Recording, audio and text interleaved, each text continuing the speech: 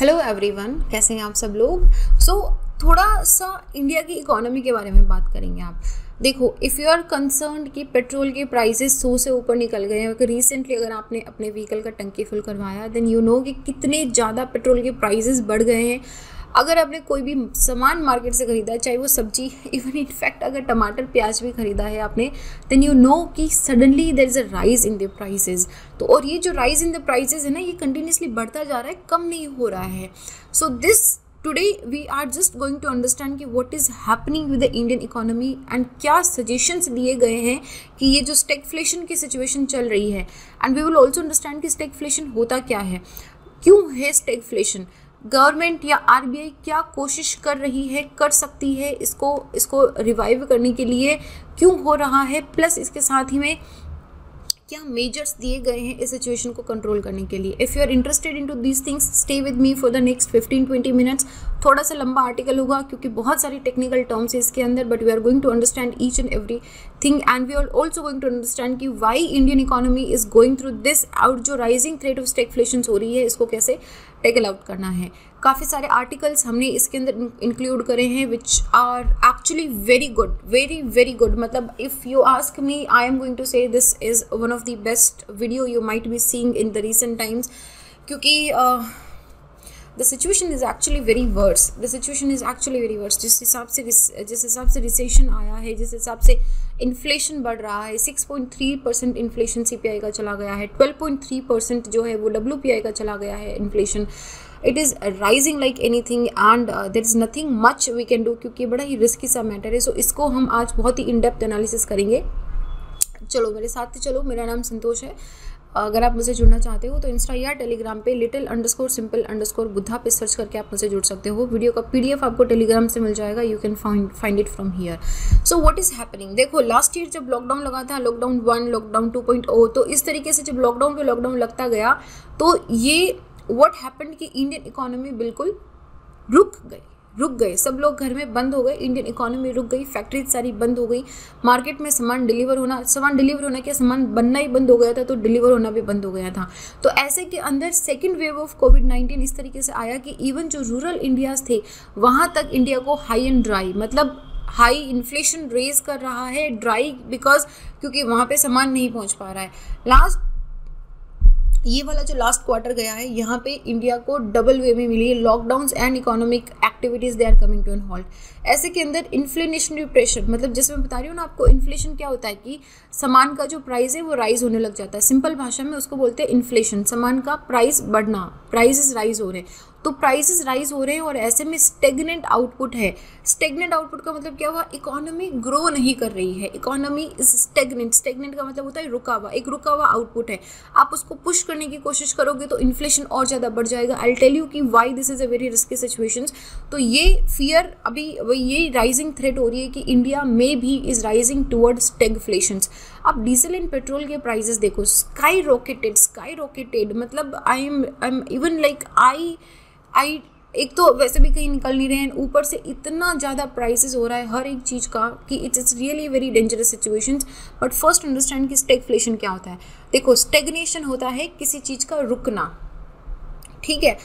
जैसे हम बोलते हैं ना कि स्टेगनेंट वाटर है, रुक गया, पानी रुका हुआ है, तो स्टेगनेशन होता है रुकना, और ये बना हुआ है स्टेगनेशन प्लस इन्फ्लेशन। स्टेगनेशन है इकोनॉमी का, इन्फ्लेशन है प्राइजेस का। तो इकोनॉमी की ऐसी सिचुएशन जब इकोनॉमी में आउटपुट कुछ नहीं आ रहा है, लिटिल आउटपुट आ रहा है, इकोनॉमी ऑलमोस्ट रुकी हुई है, लेकिन उसमें इन्फ्लेशन है, इकोनॉमी में ग्रोथ नहीं हो रही है, लेकिन जो प्राइजेस हैं वो इंक्रीज हो रहे हैं, उसको बोलते हैं स्टैगफ्लेशन। तो ये एक ऐसी सिचुएशन है जहाँ पे इनकम श्रिंक हो रही है, क्योंकि देखो इनकम श्रिंक क्यों हो रही है, इकोनॉमी रुकी हुई है, ग्रोथ नहीं हो रही है, प्रॉफिट नहीं बन रहा है, सामान बन नहीं रहा है, लोगों के पास एम्प्लॉयमेंट नहीं है, तो इस वजह से इनकम श्रिंक हो रही है। और दूसरे में एक तो पैसा नहीं आ रहा है, एक तो एम्प्लॉयमेंट नहीं है, ऊपर से प्राइजेस जो है वो आटे दाल के इतने ज़्यादा बढ़ गए हैं, तो प्राइजेस राइज हो रहे हैं। ऐसे सिचुएशन को स्टैगफ्लेशन बोलते हैं। क्लियर है। स्टैगफ्लेशन क्या हुआ, little output in the economy रुकी हुई है, लेकिन चीज़ों के जो प्राइस हैं वो कंटिन्यूसली राइज हो रहे हैं, दैट इज स्टैगफ्लेशन। इंडिया में इन्फ्लेशन शार्पली राइज कर रहा है। जो हमारा आरबीआई का 2 to 6%, 4 ±2% का जो सीपीआई का टारगेट था, इसको ब्रीच कर गया है। इसको ब्रीच करके ऊपर की तरफ 6.3 पे सीपीआई का जो इन्फ्लेशन है वो चला गया है, and that's very critical situation. Retail inflation 6.3 है, होलसेल इन्फ्लेशन तो 12.9% ब्रीच कर गया है। तो जनरली जो इन्फ्लेशन होता है ना, वो रिटेल इन्फ्लेशन में इंक्रीज होता है। इवन आरबीआई भी जो है वो रिटेल इन्फ्लेशन पे, सीपीआई पे ज़्यादा ध्यान देती है, डब्ल्यूपीआई पे वो एडजस्ट हो जाता है। लेकिन इस बार आप डब्ल्यूपीआई का इन्फ्लेशन देखो, it has gone skyrocketed to 12.9%। Wholesale क्या होता है, जब हम इकट्ठा एक सामान लेके आते हैं, जहाँ से परचून की दुकान वाला सामान लाता है, और परचून की दुकान से जो हम सामान खरीदते हैं वो होता है हमारा सीपीआई, जिसको हम बोलते हैं रिटेल से शॉप लेके आ रहे हैं। तो ये जो इन्फ्लेशनरी प्रेशर है, इसकी वजह से फॉल इन परचेजिंग पावर है। जब इतना महंगा सामान हो रहा है, लोगों के पास इनकम है नहीं, तो जाहिर सी बात है कि परचेजिंग पावर तो कम होना ही है ना।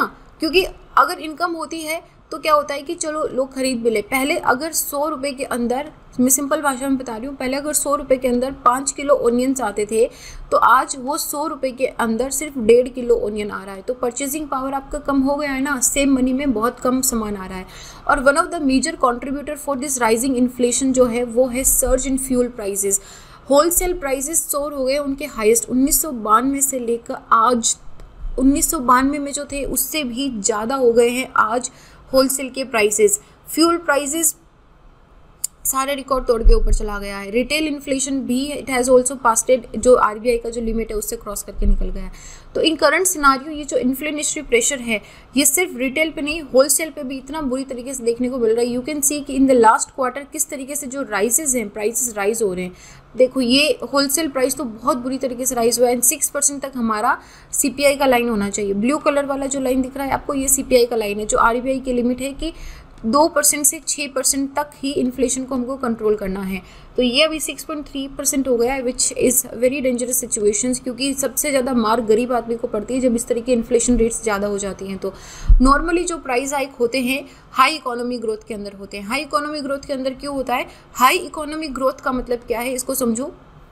इकोनॉमी ग्रोथ कर रही है, इसका मतलब है कि अच्छा सा इन्वेस्टमेंट आ रहा है। देखो पैसा इकोनॉमी में कैसे बनता है, ऐसे हम लोग पैसा छापने की बातें ही कर रहे हैं। जनरली जो इकोनॉमी रन करती है वो सिंपल भाषा में समझो ऐसे करती है, एक मजदूर है, इसको चाहिए कि ये अपना काम करे, तो यहाँ पे बहुत सारी फैक्ट्रीज़ हैं, बहुत सारी इकोनॉमिक अपॉर्चुनिटीज़ है जहाँ पे ये जाएगा, अपना सर्विस देगा, और इस सर्विस के बदले में इसको क्या मिलेगा, वेजेस मिलेगा। अब ये वेजेस को क्या करेगा, अपने पास तो रखेगा नहीं, जाहिर सी बात है अपने घर का रेंट देगा, खाने के लिए सामान खरीदेगा, कपड़ों बच्चों के लिए कपड़े खरीदेगा, मिठाई खरीदेगा, उनको बाहर लेके जाएगा। तो ये क्या करेगा, इस वेज को ये वापस मार्केट में इन्वेस्ट कर देता है। जब ये मार्केट में इन्वेस्ट करेगा तो क्या कर रहा है, ये कंज्यूम कर रहा है। जब ये कंज्यूम कर रहा है का मतलब क्या हुआ कि ये डिमांड कर रहा है कि हाँ मुझे ये चीज़ चाहिए, तो मेरी डिमांड है, मैं कंजम्पशन करूँगा। तो बाहर जो मान लो कि इसको अपने बच्चों के लिए टॉयज़ खरीदने हैं, तो ये टॉय के पास गया, टॉय की डिमांड बढ़ी, तो जो टॉय कंपनी है वो बोलेगी कि अच्छा डिमांड बढ़ रही है, सप्लाई करो, तो वो सप्लाई करेंगे। तो ऐसे डिमांड इंक्रीज़ होती है, सप्लाई इंक्रीज़ होती है, इस तरीके से इकोनॉमी रन करती है, इकोनॉमी की हाई ग्रोथ होती है। तो वो होता है जनरल, एक नॉर्मल सिनारियो होता है। लेकिन जब इकोनॉमी ऐसे किसी स्लो डाउन से जा रही होती है, या इवन वर्स किसी रिसेशन से जा रही होती है, जैसे अभी लास्ट ईयर में लॉकडाउन में तो पूरी ग्लोबल इकोनॉमी, सारी की सारी इकोनॉमीज रिसेशन से जा रही थी, तो वो जनरली डिफ्लेशन से कंबाइंड होती है। एक होता है इन्फ्लेशन, एक होता है डिफ्लेशन। डिफ्लेशन का मतलब क्या हुआ, इन्फ्लेशन का मतलब मैंने आपको क्या बताया था कि प्राइसेस राइज हो रहे हैं। डिफ्लेशन का मतलब होता है प्राइसेस फॉल हो रहे हैं, लेकिन वो नेगेटिव में नहीं है, ठीक है। जैसे पहले अगर 4% इन्फ्लेशन रेट था, तो अभी 3.5% हो गया है, मे बी 3.2% हो गया है, तो उसको बोलते हैं डिफ्लेशन, कि पहले 4 था, अभी थोड़ा सा कम हो गया।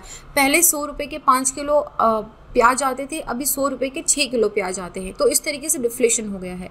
लेकिन what ever India is experiencing right now, it has happened in the last 4 years। तो मतलब it has evaded the global economies for about 4 decades now. What happened, 4 दशक पहले 1970 के आसपास ऑयल प्राइसेस जो है, इन्होंने बहुत सारी इकोनॉमीज़ को स्टैगफ्लेशन के अंदर डाल दिया था। और स्टैगफ्लेशन ना बड़ा रिस्की अफेयर है। जैसे मैं आपको बता रही थी ना कि स्टैगफ्लेशन एक ऐसी सिचुएशन है जिसमें समझ में नहीं आ रहा है ना गवर्नमेंट को, आरबीआई को, कि इसको कैसे टैकल करा जाए, क्योंकि this is a situation which is, इसको आगे वाला जो मैंने कंटेंट लिखा है वो मैं आपको एक एग्जाम्पल के थ्रू समझाती हूँ, ताकि आपको पूरा समझ आ जाएगा। You won't have to read now. देखो इन्फ्लेशन अगर होता है ध्यान से सुनो इसकी मेरी बात को, मैं क्या बोल रही हूँ। इन्फ्लेशन जब होता है तो इसका मतलब है कि प्राइजेस बढ़े हुए हैं, प्राइजेस हाई हैं।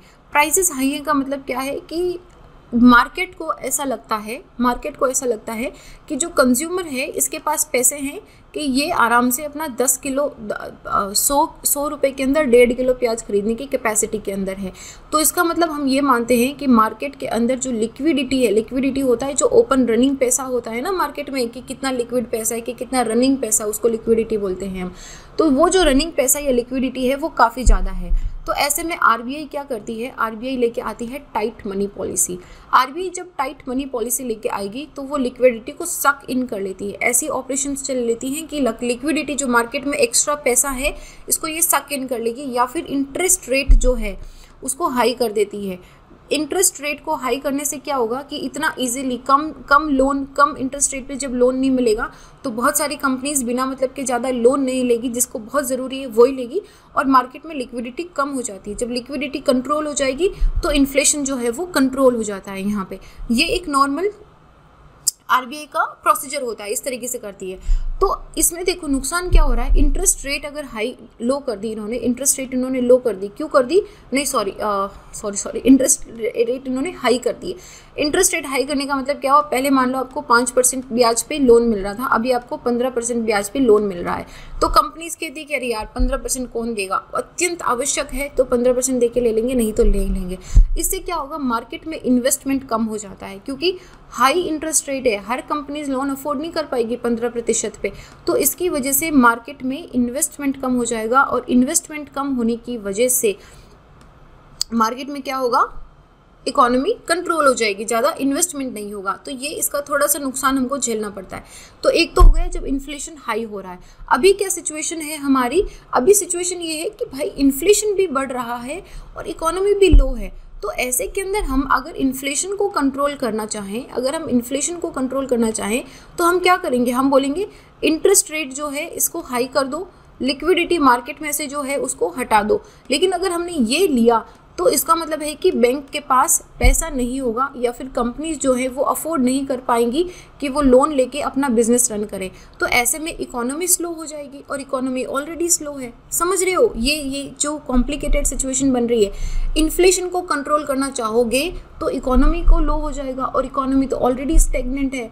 और अगर तुमने ये सोचा कि चलो भाई हम इकोनॉमी को रन करते हैं, तो इकोनॉमी में रन करने के लिए तुमने क्या करा, इंटरेस्ट रेट को लो कर दिया, और इसके साथ में मार्केट में लिक्विडिटी, मार्केट में कंपनीज को बोला ये लो पैसा, तुम करो इकोनॉमी रन, तुम करो प्रोडक्शन, दो एम्प्लॉयमेंट।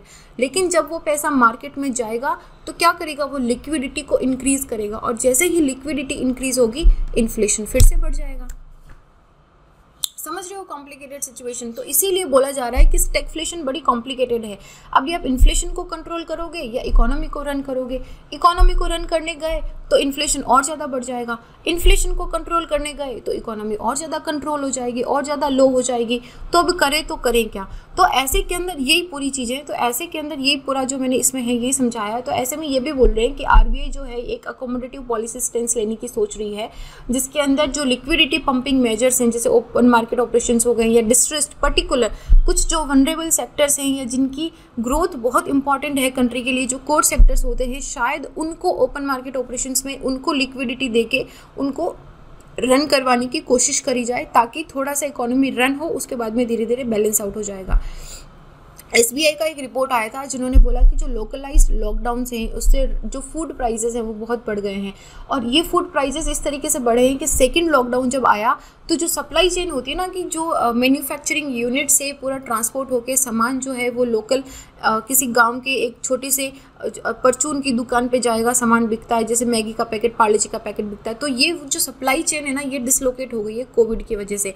इसकी वजह से जो एसेंशियल कमोडिटीज़ है ना, चाहे आटा, दाल, चावल है, इन सारी चीज़ों के प्राइसेस इतने, जो मसाले वगैरह हो गए, इन सारी चीज़ों के प्राइसेस बढ़ गए हैं, और इसकी वजह से इन्फ्लेशन और भी ज़्यादा हो गया है, क्योंकि सप्लाई नहीं है। जब सप्लाई नहीं है तो क्या हो रहा है कि डिमांड तो है, जो एसेंशियल चीज़ें हैं वो तो आदमी को चाहिए ही होगी, तो वो जाएगा मार्केट में लेने के लिए।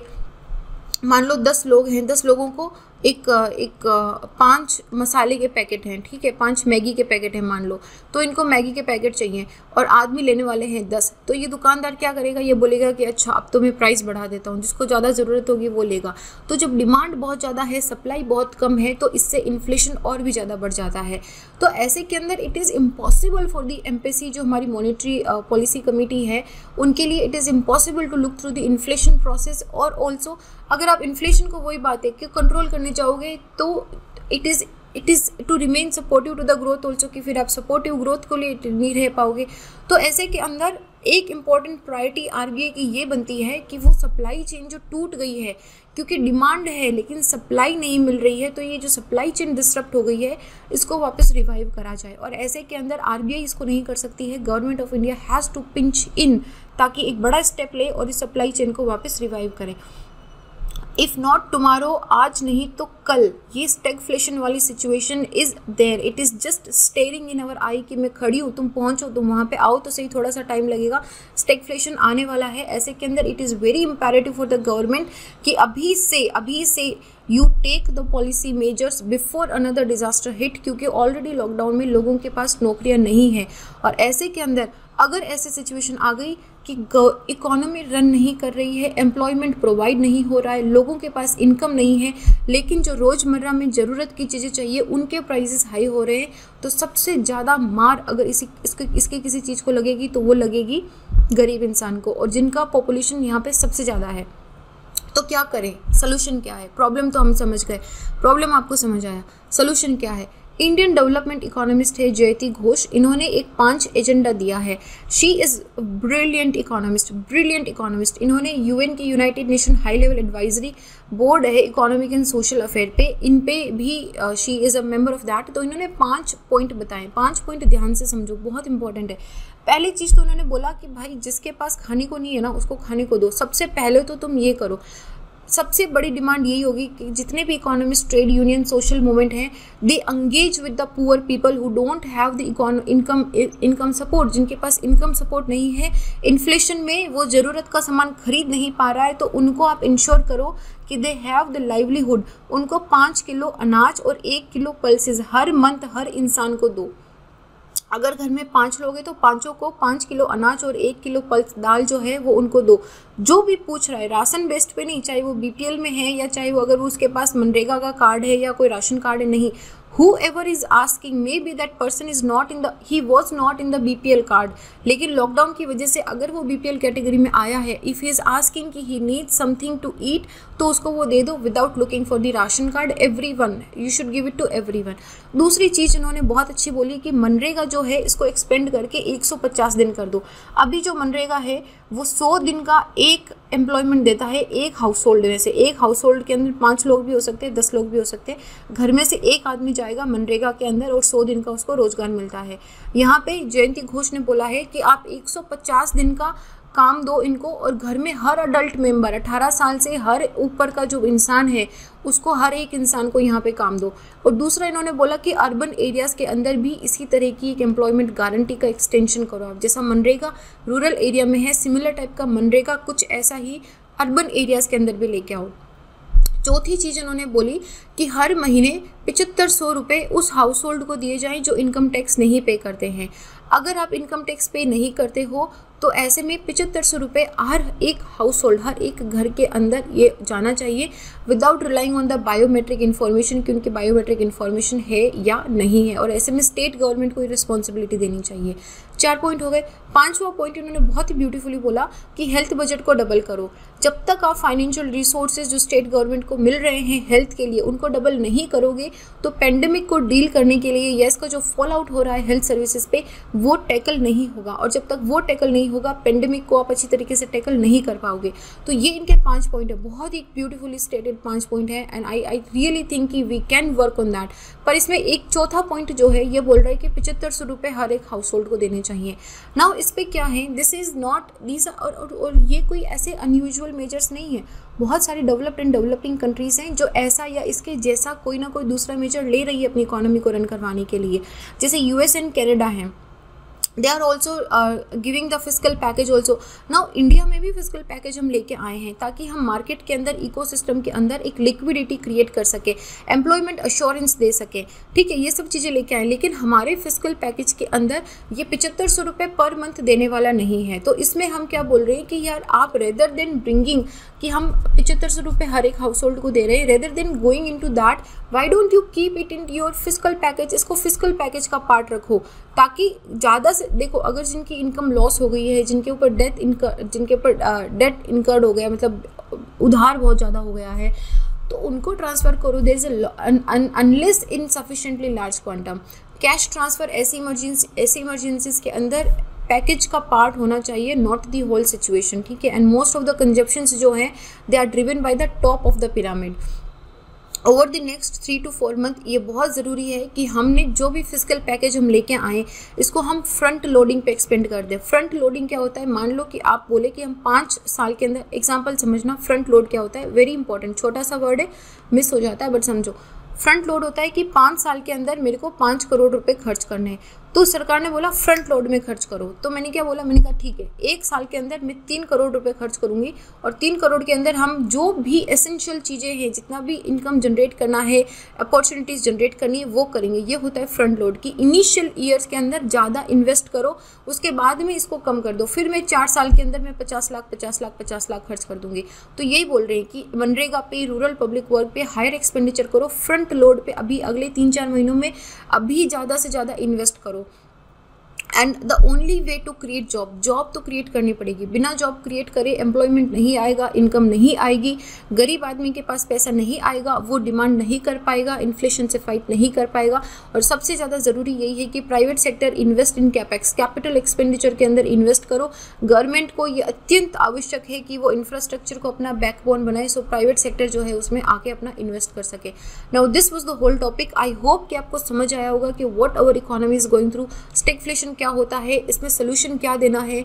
This is very understand. अगर आप एक अवेयर सिटीजन हो, which I am sure you are, then it is very important that you understand कि what economy is going through, what we are going through and what we are looking forward. अगर आज हमने ध्यान नहीं दिया तो there is a situation standing just in front of our eyes which we can not escape if we don't take care right now. So this was it. I know थोड़ा सा लंबा हो गया, but again this topic is actually very important. So this is it. अगर आप मुझसे जुड़ना चाहते हो, if you have any questions also, just drop me a text on the little_simple_Buddha और on the telegram also. I be happy to contact with you guys. And this is it. अपना ध्यान रखिए, stay happy, stay hydrated, stay safe, don't yet lose your precautions, and I will see you guys in the next. Jai Hind.